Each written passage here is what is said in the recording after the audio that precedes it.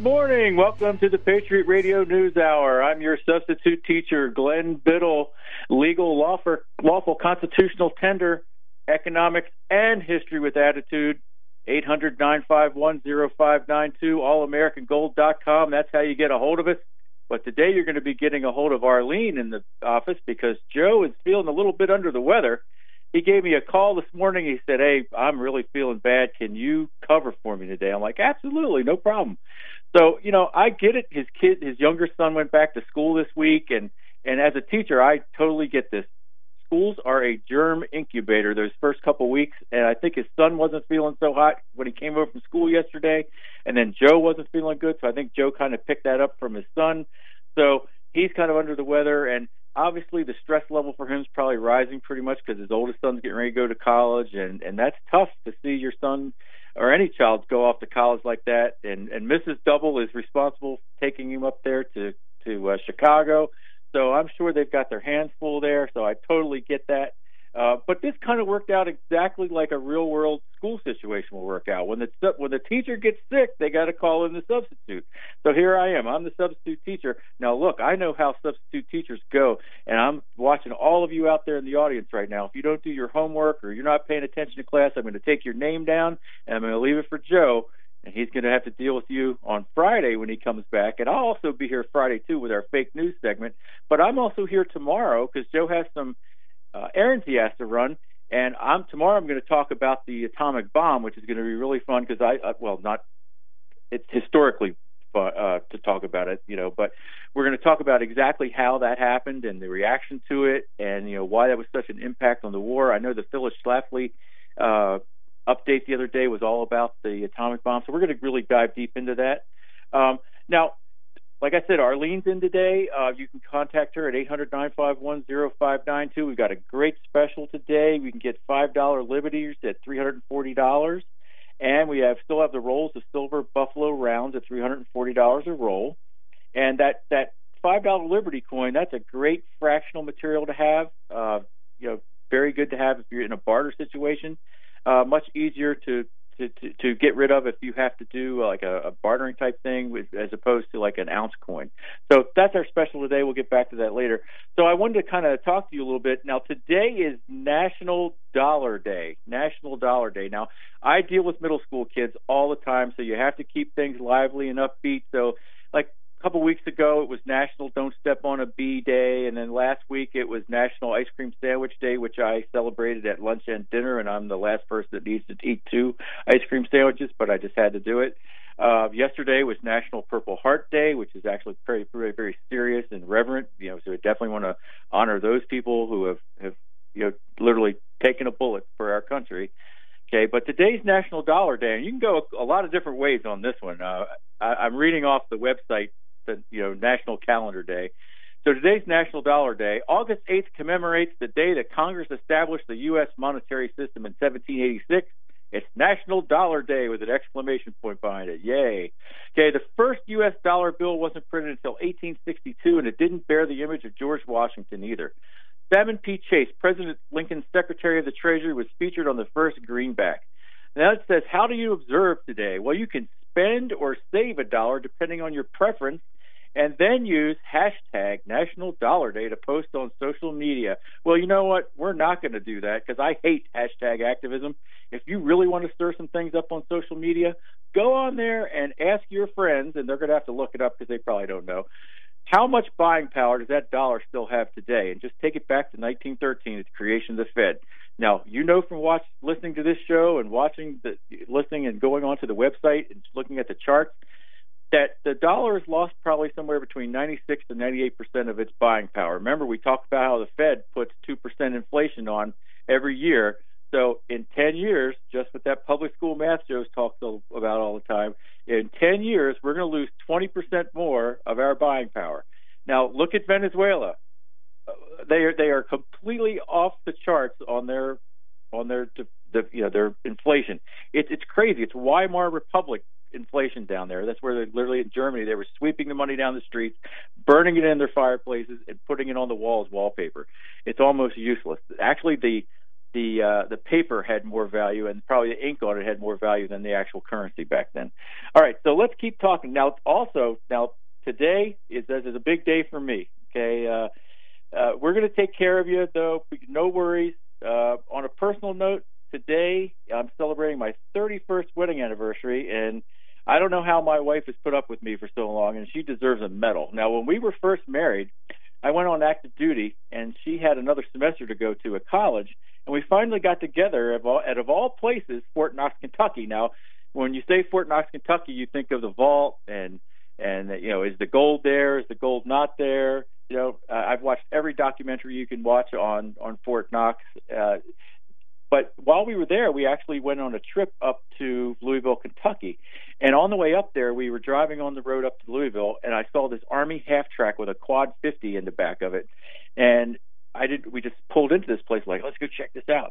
And it was very cool because we actually turned into a place called the Knob Creek Gun Range. Now, if you know anything about guns, and like I'm a gun guy, okay, but this place is a mecca for full auto shooting. Okay, there was actually a show on the History Channel, I believe, about Knob Creek Gun Range. So we stopped in there, and there were just full auto weapons everywhere. It was just a really cool place. Okay, so that was just one of the things. And then of all places, I got sent to Fort Lewis, Washington, and not 2 weeks there, I was sent to Yellowstone National Park to fight forest fires.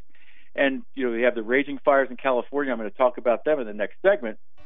And I got back not 2 weeks later, and I was sent to Fort Irwin, California to go into the desert.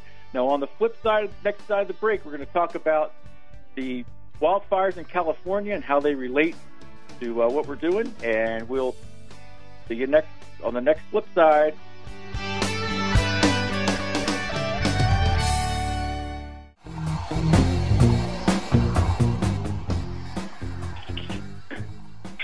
Oh, Ramon's treating me special today with my favorite bump music. I appreciate it. Thank you, Ramon. Now, getting back to what I was talking about, I hats off to my wife because she has put up with so much in the 31 years that we've been married.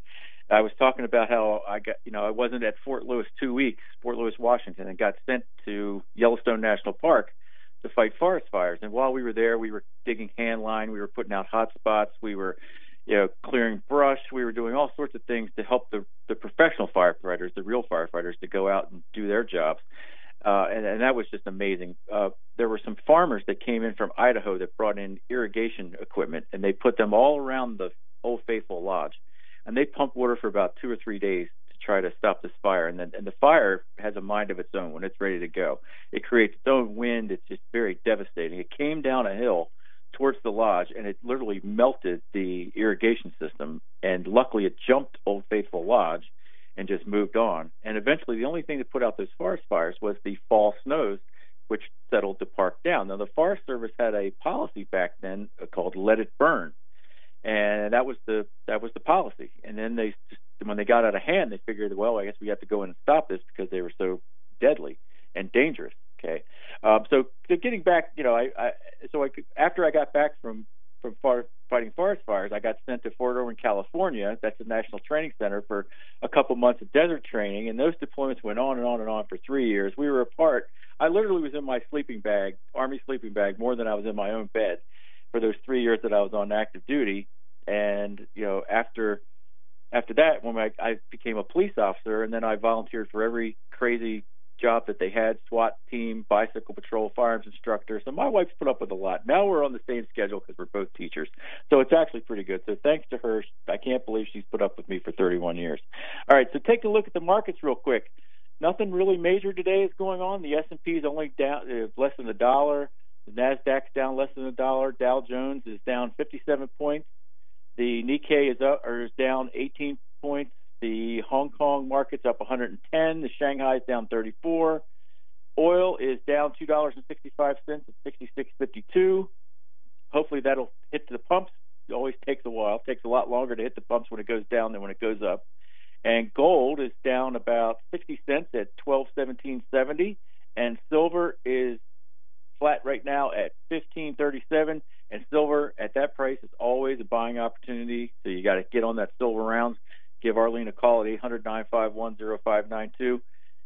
Those are really cool things to have. As far as if you just want to stack silver, those silver rounds are great. to have. They're very good. And also this $5 Liberty is $340.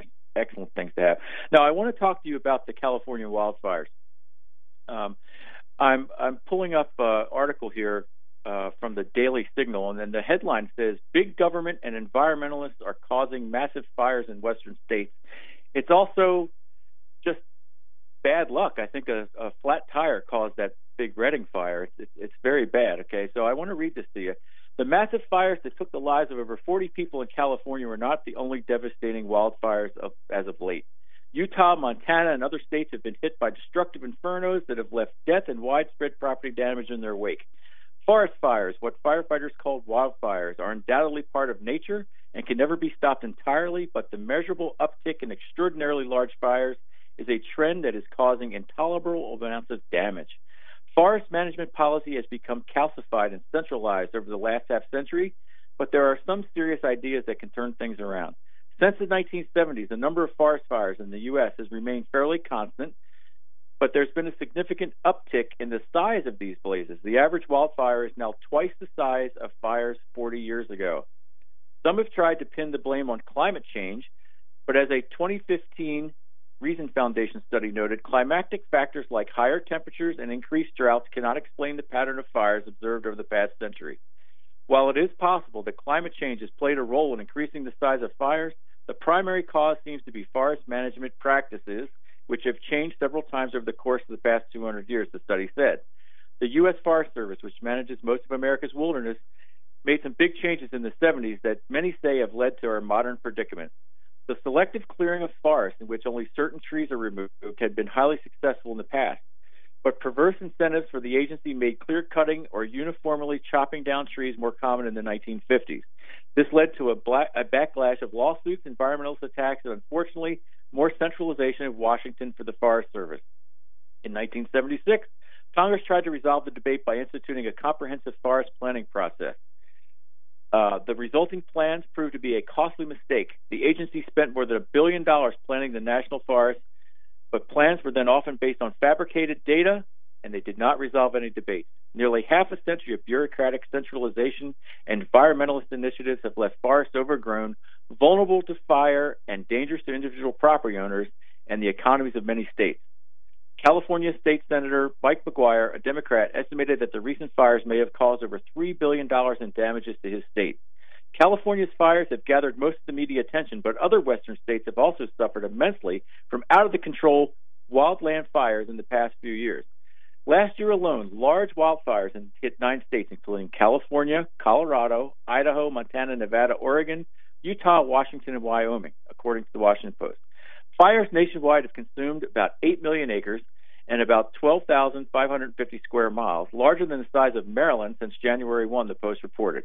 A large fire near the town of Bryan Head, Utah, burned 13 homes and over 93 square miles of land. Utah State Representative Mike Noel, a Republican, along with other Utah legislators and officials, made a short video in October explaining how better forest management could have prevented what became the most expensive forest fire in state history. In the video, they say the buildup of dead trees caused what should have been a small brush fire to balloon into something much worse. The United States Forest Service and the Bureau of Land Management, like helpless giants, are constrained by a self-imposed web of bureaucratic rules and regulations that impede and stop proper management options that could reduce these large catastrophic fires. Now Congress is working on measures to stop the bleeding of an increasingly unmanageable problem. The House recently passed a bill that would allow more aggressive tree clearing and local collaborative organizations to have more control of public land.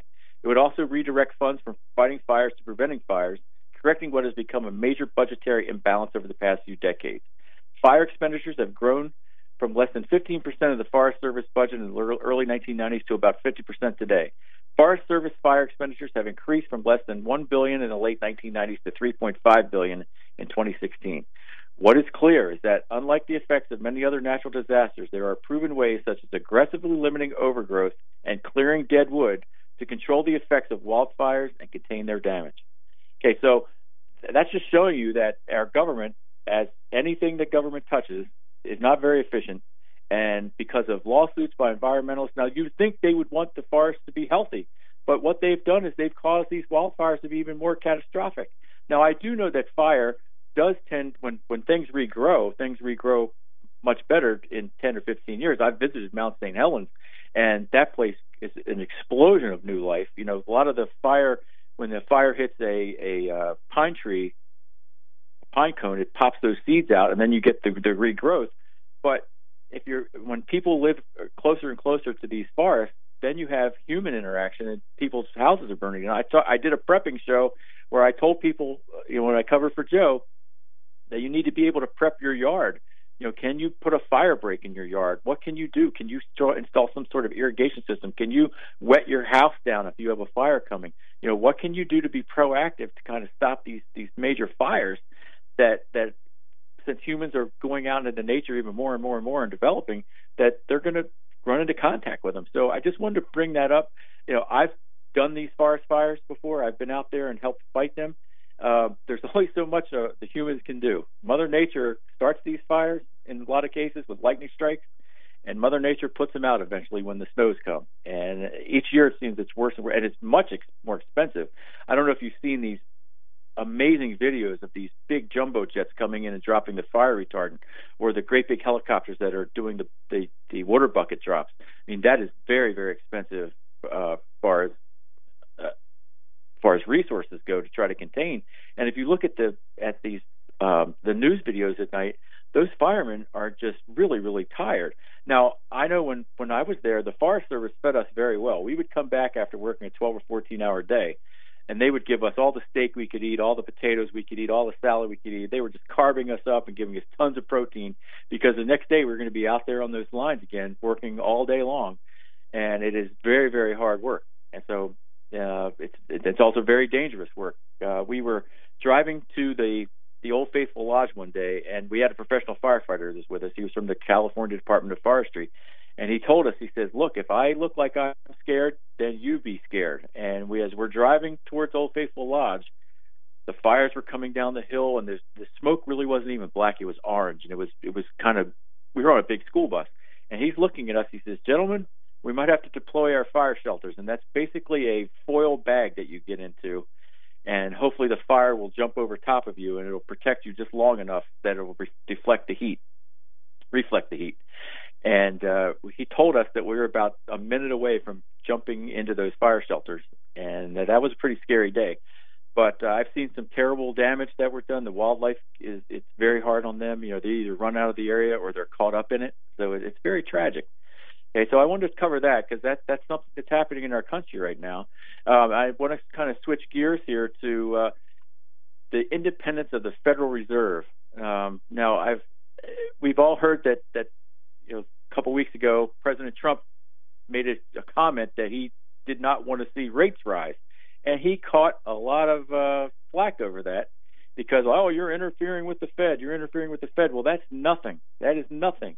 When you look back in history, now my job as a history teacher is to take you back in time, and I've gone over and over and over this about how, you know, if I want you to learn something from the present, I'll go back to the past and bring something into the present from the past that'll get you to, you know, focus on what's happening today.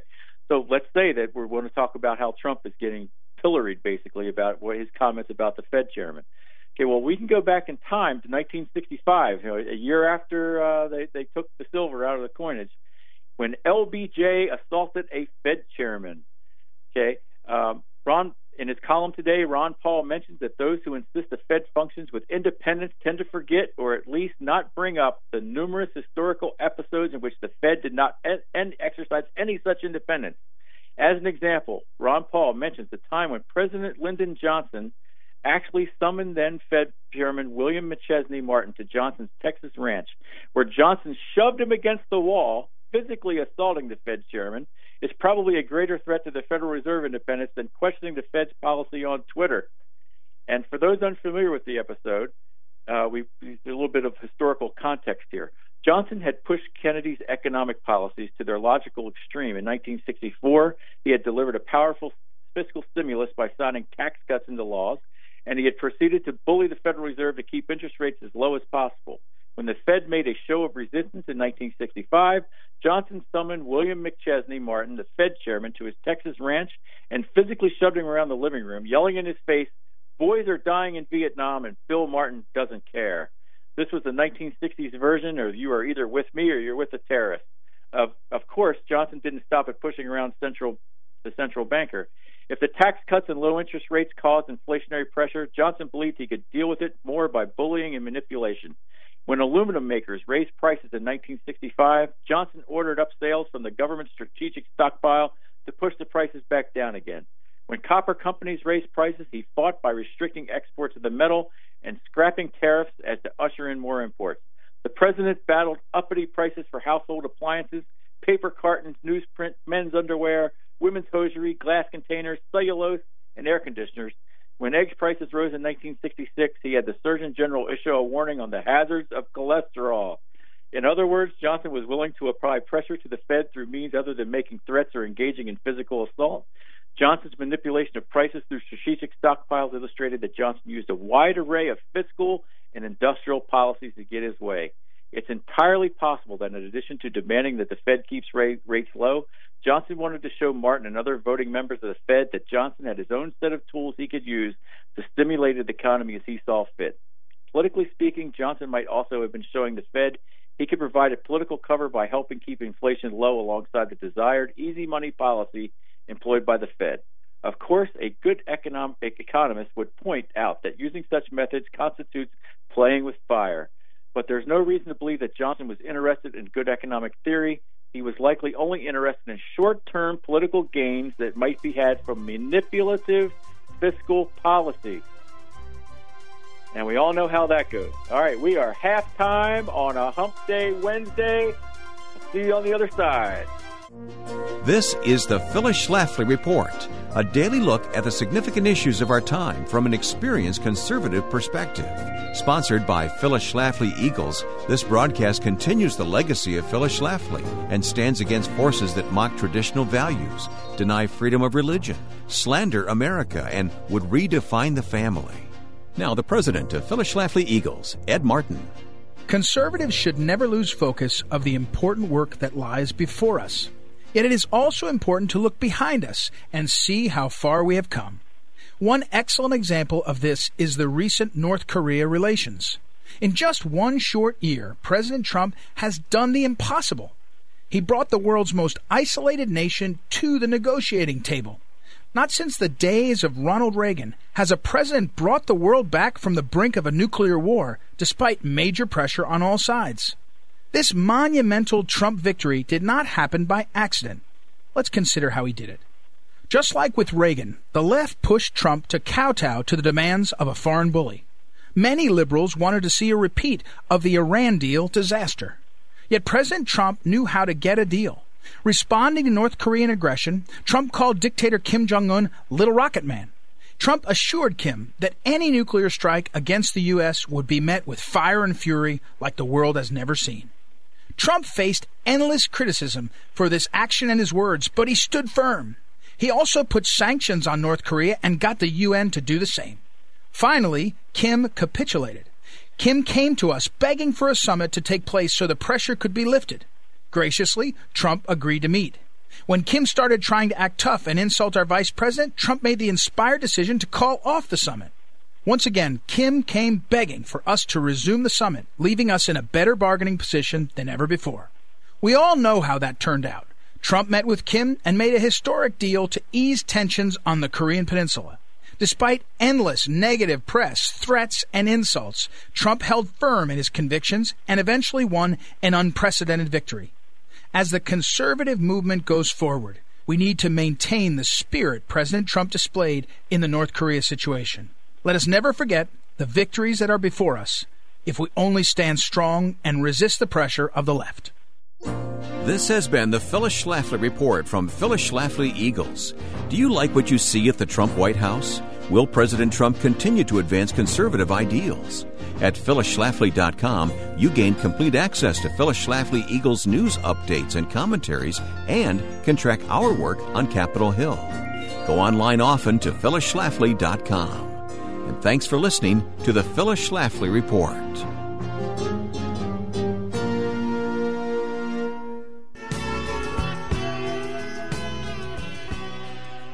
And Ramon's bringing us back in with the wreck of the Edmund Fitzgerald. That's eventually what's going to happen to this economy because of the crushing debt that we are in. And I was on with Joe the other day, and we were talking about the quarter GDP, the 4.1 gross. And I brought up the comment to Joe. I said, look, how much did that 4.1 GDP cost us in the long run? All that money we're spending, and I was using an old figure of 1.2 trillion in debt. It's actually gone up since then, 1.3, 1.5, probably even more than that. Okay. When you look at when we have to borrow that money, that's the deficit. Okay. And all those deficits add up to the national debt. I've told you over and over again, you need to go to the U.S. debt clock. We have it on the website.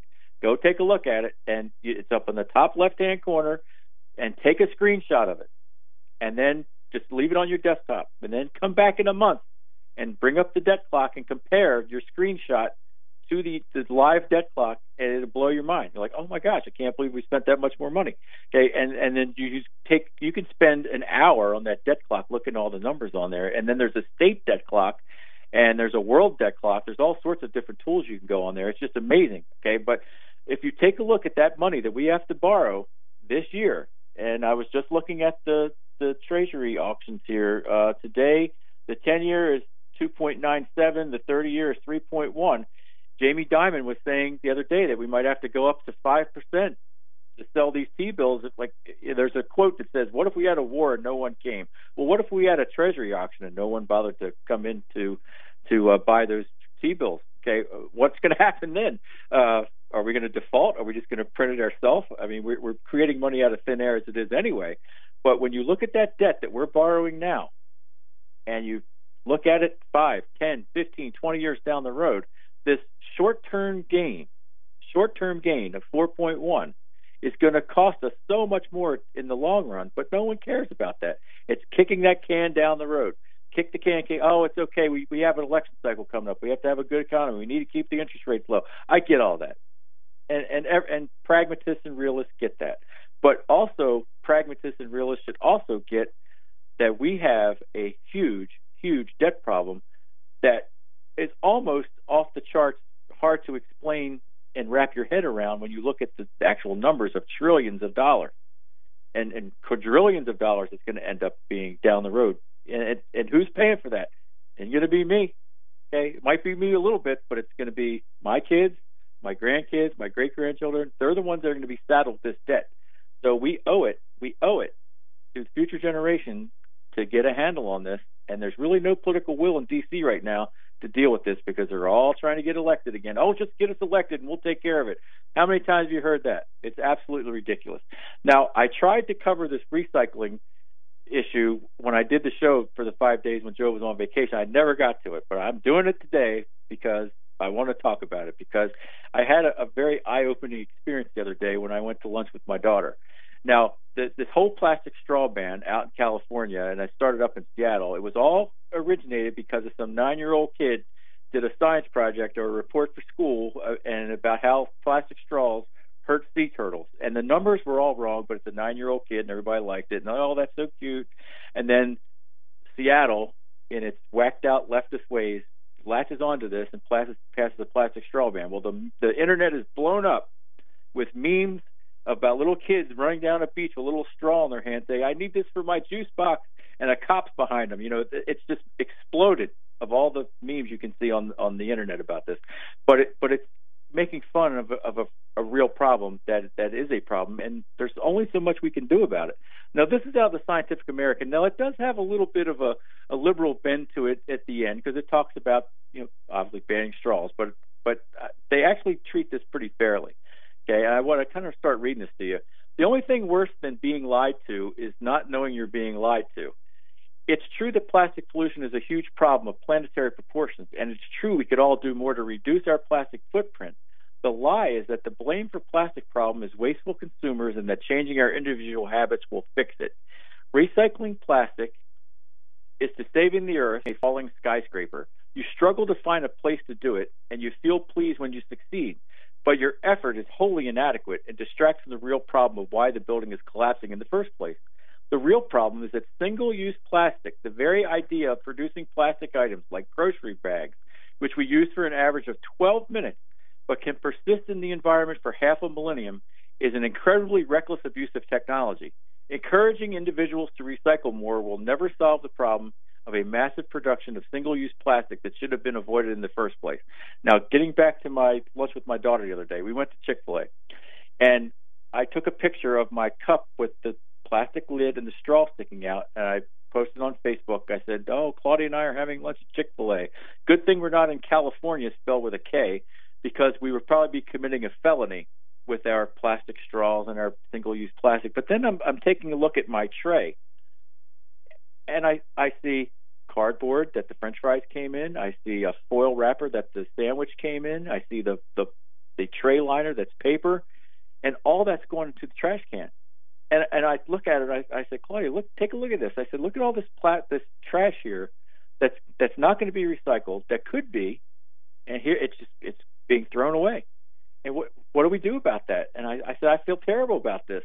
And she goes, "Yeah, I do too." I'm like, "Well, what do we do? They just can't throw the French fries on the tray and just throw the sandwich on there." I said, "They have to package it, obviously, but could there be a better way to do this?" And I'm an avid recycler. I recycle everything I can possibly recycle. I've just been brought up that way. I was a kid in the 70s and the 80s. It's just the right thing to do. And I try to recycle everything. I probably recycle stuff that I shouldn't recycle. And there's now a backlash by countries like China and other third world countries that aren't accepting our recyclables anymore. And one of these issues, let's say you have a pizza box and there's oil in that cardboard. Well, if you try to recycle that cardboard, a lot of that cardboard now is being rejected at the recyclable end because they don't want it, because it's dirty. And so where does all that stuff end up? It ends up in a landfill. So you think you're doing the right thing by recycling, and then it turns up in a landfill anyway. Okay, now moving right along. As an ecologist and evolutionary biologist, this is the author, I have had a disturbing window into the accumulating literature on the hazards of plastic pollution. Scientists have long recognized that plastics biodegrade slowly, if at all, and pose multiple threats to wildlife through entanglement and consumption. More recent reports report dangers produced by absorption of toxic chemicals in the water and by plastic odors that mimic some species' natural food. Plastics also accumulate up the food chain, and studies now show that we are likely ingesting it ourselves in seafood. If we consumers are to blame, how is it possible that we fail to react when a study reports that there will be more plastic than fish in the oceans by 2050? I would argue that the simple answer is that it's hard, and the reason why it is hard is an interesting history. Beginning in the 1950s, big beverage companies like Coca-Cola and Anheuser-Busch, along with Philip Morris and others, formed a nonprofit called Keep America Beautiful. Its mission is and was to educate and encourage environmental stewardship in the public. Joining forces with the Ad Council, the public service announcement geniuses behind Smokey the Bear and McCruff the Crime Dog, one of their first and most lasting impact was bringing litterbug into the American lexicon through their marketing campaigns against thoughtless individuals.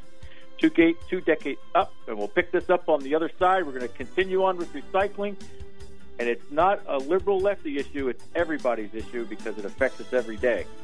And we'll be back.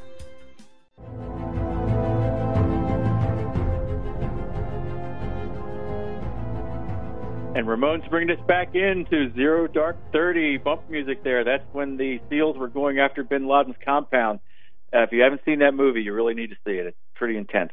Okay, so we're talking about recycling, and I just want to put it out there. You know, I'm one of the most conservative, libertarian-leaning persons you can possibly get, but I am all about the environment. I believe in all types of renewable energy, solar power, wind power, geothermal. I believe in fossil fuels because they haven't invented a 747 yet that can fly on solar or geothermal. So until they fix that, we have to use fossil fuels. I'm a big I love nuclear energy as long as it's safe. I live very close to a nuclear power plant. In fact, they have sensors all around here if there's ever a leak to warn us that, oh, here's the radiation coming. But I mean, and I'm an avid recycler. I think it's the right thing to do. I just don't. I recycle newspaper, cardboard, plastic. Now, I have a unique way of recycling. I fill up plastic jugs and take them to the range and shoot at them and blow them up, and then I take them to the recycling center. And I just imagine a lot of times prisoners sort this stuff, and I can imagine what is going on here, because my cardboard is like empty bullet boxes and plastic containers that the bullets came in, and then these blown up bottles. So I'm sure that my recycling is a little bit weirder than other people's, but I recycle, and I think you should do it. But if it was easier for Americans to do, they would do it. My dad didn't recycle anything. I would go up there and I would try to help him out and do it, and he's like, I'm not doing that. Too much effort. And my trash system, that when they come here and I have recyclables on one side and my regular trash on the other. And one of the neat ways of doing this, and this is what I saw out in Seattle, this was actually cool.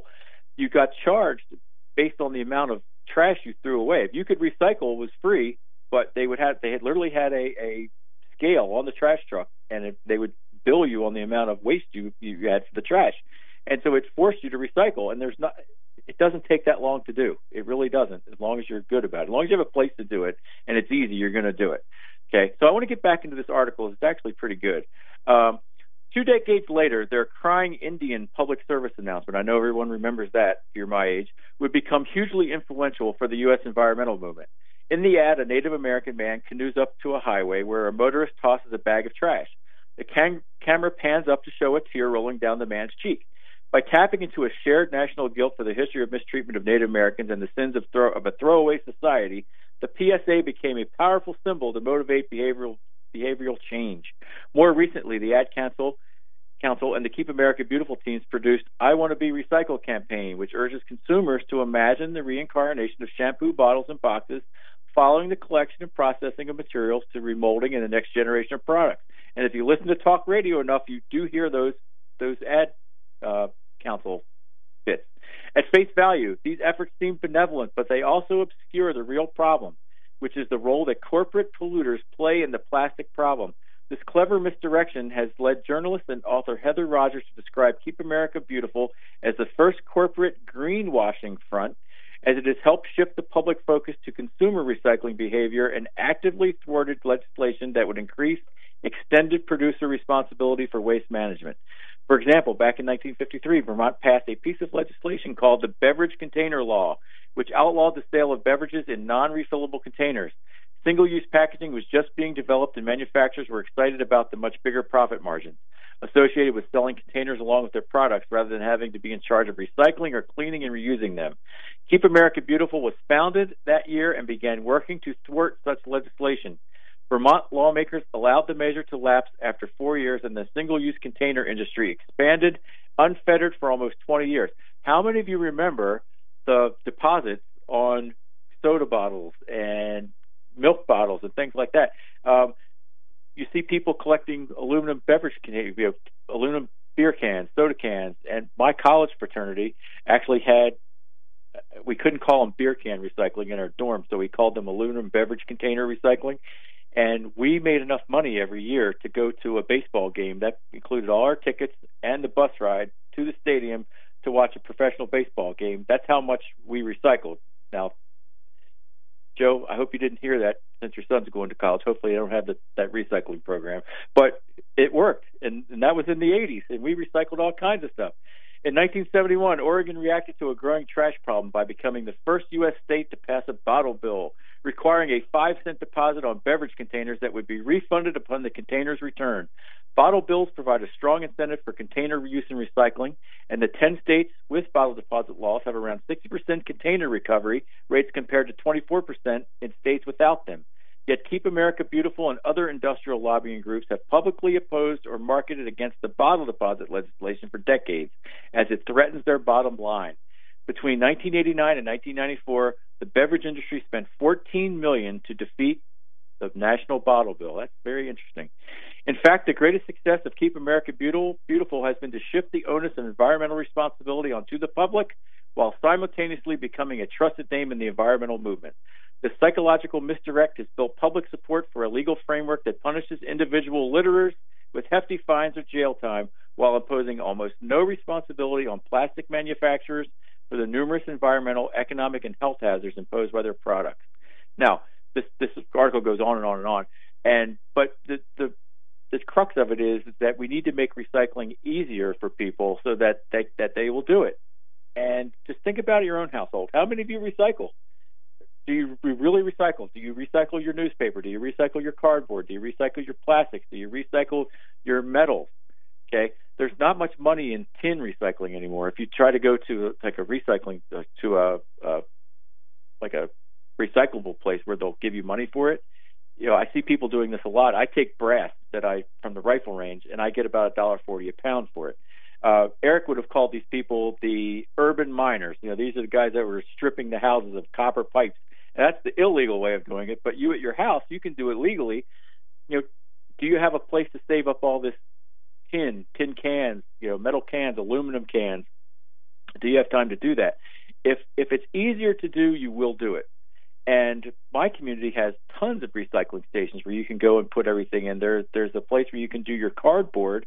It's actually an environmental company that does it, and you can recycle. And it's you can put paper in there. You can put cardboard. No trash, obviously, and it's very easy. There's lots of containers there. You have plastics, you have metals, you have cardboard, you have newspaper. It's the Isaac Walton League. That's the organization that does it. So it's really cool. So that's enough about recycling. When we come back on the break for the final segment, we're going to talk about the rest of the week, and we're going to talk about trivia. Always a fun thing to do.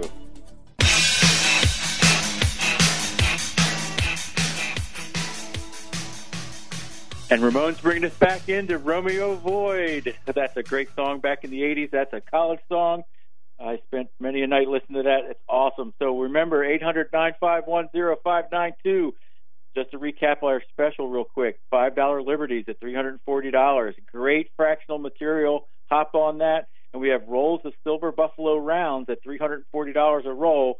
Great way to stack silver. Arlene's in the house today. Give her a call. Remember, it's so easy. All you have to do is say, I want the special. And she's going to say how many. You're going to tell her. And she's going to get your shipping information. You're going to figure out how you're going to pay for it. When we get good funds, it comes out to you in a safe, insured box, tracked. It's all good. Okay. The only one I think that ever had a problem with was where it went to a place where there was a hurricane, and I think the house washed away, but it was in the post office in a safe, so it's all good. So you can rest assured there you're going to get it, and so we're all good there. Now, real quick, I want to just mention some stuff that I haven't gotten to today. We need to talk about some current events. Okay, so the Saudis apparently are now backing Tesla. The CEO of Tesla yesterday said he was going to take his company private, possibly. Maybe that's through the backing of the Saudis.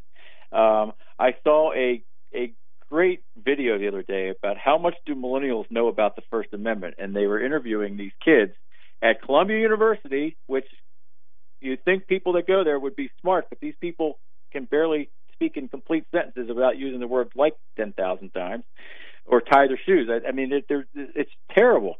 And I think the best one was 3 out of the 5 protections in the First Amendment. So if you think back, what are the 5 protections in the First Amendment? Well, freedom of speech, freedom of the press, freedom of assembly, freedom to petition your government for redress of grievances, and freedom of religion. Those are the 5 freedoms in the First Amendment. There's also 5 in the Fifth Amendment, and those are really hard. If they asked that question, they probably only got, I plead the Fifth. That's probably all they would have been able to know, and they still probably wouldn't know what that meant. Okay? So we are in serious trouble with some of the, and I posted that up on my Facebook page, and I made a comment. My 8th graders learned this in week 2, and it's all review for them anyway, and my 8th graders know this stuff. So it's beyond me. I don't understand what's going on. It's definitely the social media stuff that's burning their kids' brains up. It's got to be, because they can tell you the Lakers score yesterday, but they can't tell you what the 5 protections in the First Amendment are. Unbelievable. All right, so I did some trivia the other day. Did this trivia game, and unfortunately they gave me a great topic, which was economic history. My daughter went and played last night and said it was a lot of fun, and they had some great quotes and some great questions. And one of the questions was, where did the term cold hard cash come from? Now, does anybody know that at home? Where did the term cold hard cash come from? Well, that came out of the Depression. That's when people didn't trust banks. They would put their money in their freezer, because if your house burns down, that's one of the last places it's going to burn. So that's where that comes from. Okay, so that was one of the questions. I knew it, and I answered it, so it was fun. Now, tomorrow, Joe's not going to be here. I'm going to be running the ship tomorrow again. We're going to be talking about the atom bomb and the historical significance of that. It's Hiroshima and Nagasaki, very current, the anniversaries right now of that. We're going to talk about how it happened, why it happened, the reaction to it, how it came about. So I've had fun being here with you today. I will be here tomorrow, your substitute teacher. Remember, 800-951-0592. Jump on those specials. Give Arlene a call, and I'll see you tomorrow.